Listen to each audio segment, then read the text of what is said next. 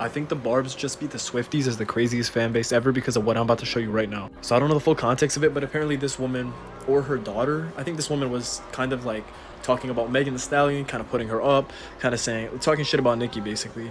She just posted this on Facebook. We came back from piano classes and my daughter's room was vandalized and they left us note. These Nicki fans are crazy. Just keep talking about Nicki. Pink Friday 2 out now. This is her daughter's room. Now literally, and it says who wanna play with Nicki? Bro, are you?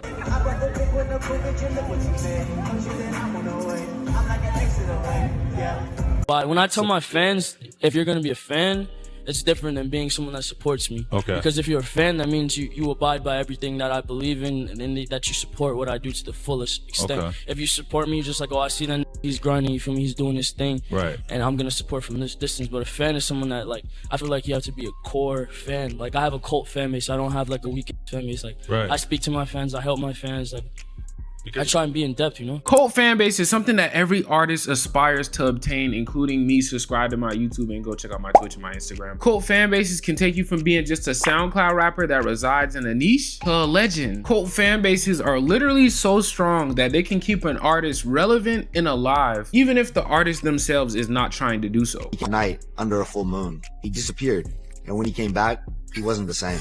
The voice was different, darker. The music, it wasn't rap anymore. It was something else, something unholy. He was no longer dropping songs. It was more like dropping spells. The ad-libs, they were like whispers from a different world. His fans, no longer fans, now followers. They painted their nails black, upside down crosses, screaming the lyrics like literal scripture. They say Carti sold his soul. And the truth, and this is normally due to 3 things the artists do to create a cult-like fan base. It's very simple rules that even, yes, you, a random nigga working at McDonald's, could do. Before we get into that though, man, I'm Alex the Virgo, your host or your creator. I don't know what I would call myself, but yeah, I'm saying, you know what I'm saying? I'm Big Virgo, you know what I'm saying? Subscribe to my freaking channel. We're about to do this, the art of cult making fan bases, of course, and I just wanted to say, quote of the day, shut the up. More shit comes out of people's mouths than their assholes. You guys need to learn to shut up and just take things in. With that though, appreciate this video. Like it, subscribe it, share it, comment. I worked really hard and it took some studying to do this. So do it, my nigga. I'll wait. All right, we good then. For sure. Anyways though, let's get it. Playboi Carti is the only guy that I know that could put out a track that sounds like this.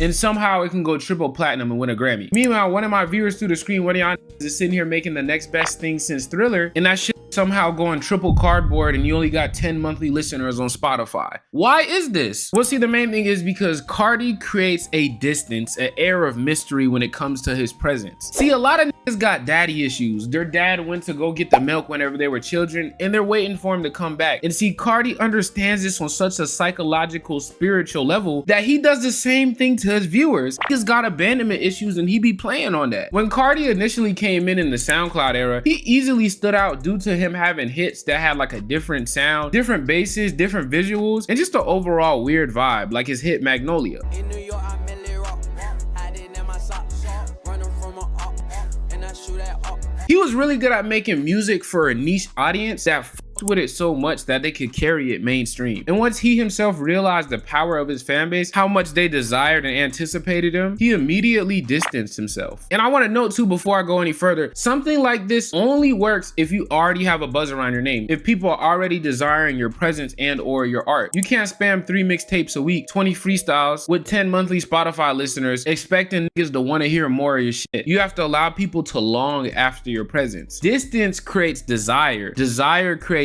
avid, attentive listeners. And this is what makes it where it doesn't matter what Carti drops, whether he's screaming on a beat or not, people will listen because they just want more of how somebody makes them feel. And Carti knows how to make people feel. Sweat, bitch, taste that.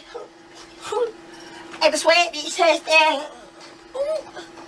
My jelly cakes, peace. Yeah.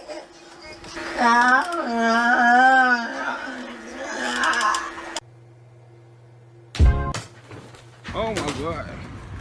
Oh. So after you establish yourself and distance yourself from the public, the next thing you do is actually come through on the art. See, Carti, despite him having a cult fan base that fiends for his art, he hasn't really evolved his sound over the years. So although he has this cult fan base, a lot of his music really only sounds good to the people that know the lore or are under his spell, which is fine because that's really all you need is your fan base to carry you and make lots of money. But for those who want a wider range of audience, perhaps the world even, you gotta come through on the art side as well. And the truth is, he really doesn't. But one person that did was none other than Michael Jackson himself. No intro needed, the greatest Virgo to ever touch a mic. All glaze intended. Not only did he continue to reinvent himself. This is dated November 6, 1979. MJ will be my new name. No more Michael Jackson. I want a whole new character, a whole new look. I should be a totally different person. People should never think of me as the kid who sang ABC, I Want You Back. I should be a new, incredible actor, singer, dancer that will shock the world. I will do no interviews. I will be magic. I will be a perfectionist, a researcher, a trainer, a master.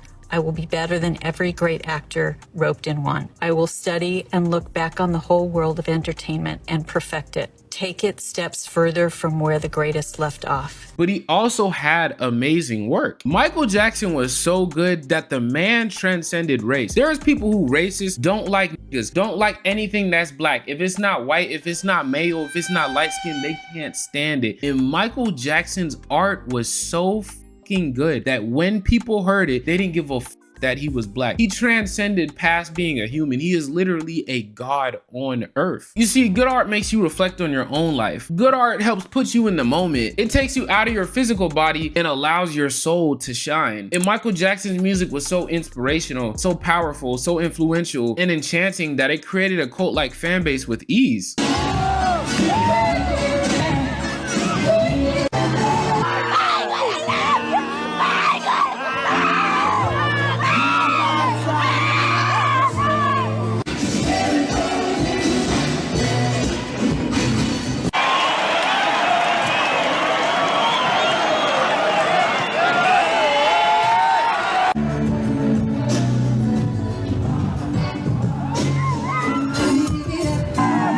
The more art, the less analytics. All these things that I'm saying, while they are important, yes, the main focus for Michael was the art. He literally was obsessed. Becoming like a stage addict. I really am.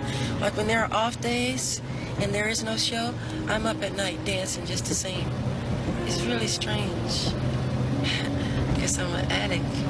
Can't help it. And it was this loving obsession, along with decades of him mastering his craft, that created not only a fan base but a movement that continues to generate millions of dollars, movies, and commentary about a man that has been dead and gone for 16 years. See, whenever you give yourself to the art and you completely focus on it and do your best, you don't really have to worry about sticking out. I know a lot of people thought I probably was going to say you have to stick out and be completely different, but whenever you're being your authentic self, we all are completely different. I always say two blades of grass serve the same purpose, but no two blades of grass look the exact same. So you'll naturally stand out and be yourself the more you just give yourself to the art. And I'm not saying he wasn't focusing on the marketing or, you know, I'm saying these things I am talking about, but his art was so good that it literally didn't matter. When your art's so good and it resonates with people to a certain extent, they'll die on a hill about you.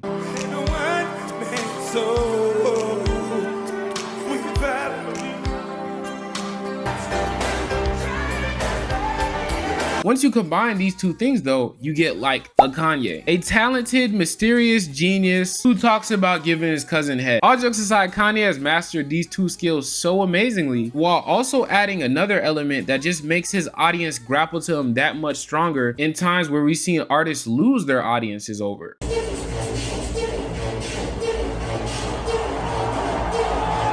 The thing that Ye has done extremely well to create a cult-like fan base is create a us versus the world complex. This just means that he makes it where he and his fan base is going against the system. He is the one man they call crazy that is actually sane. We enjoy food that has multiple seasoning in it. We enjoy music that has multiple instruments. So when I talk, it's not a rant, it's a symphony of ideas. And when you collect them, you say, oh, these are all these things that connect.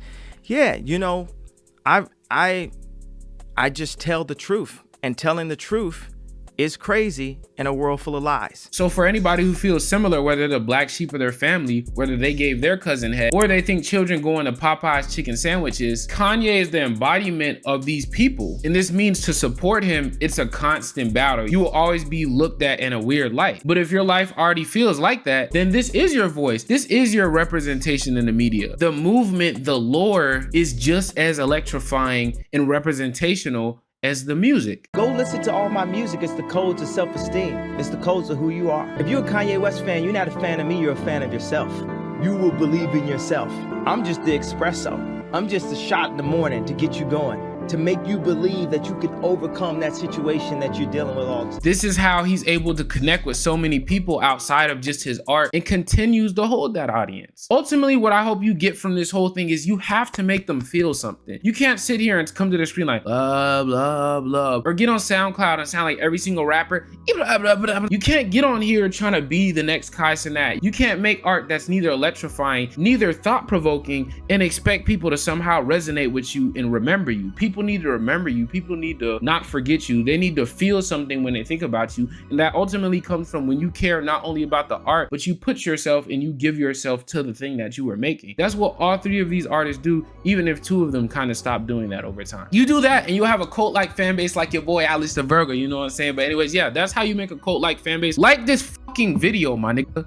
Y'all niggas be watching and don't liking. Comment under this shit. Nigga. Commented your favorite fucking part of the video. Nigga. Tell me what you enjoyed about it. Nigga. Tell me a fucking fun fact about you and how you're getting a cult fan base or the artist. Nigga. Go join my Twitch too. Nigga. Go follow my Instagram. Show a nigga some love. I'm bringing you all these videos, these beautiful messages. Support, nigga. I'm sorry. I didn't mean to. You want a hug? I'm sorry, my nigga. I'm sorry. Me hugs. But yeah. Anyways, look, man. I love y'all and I appreciate y'all so much. I'm gonna see y'all next one.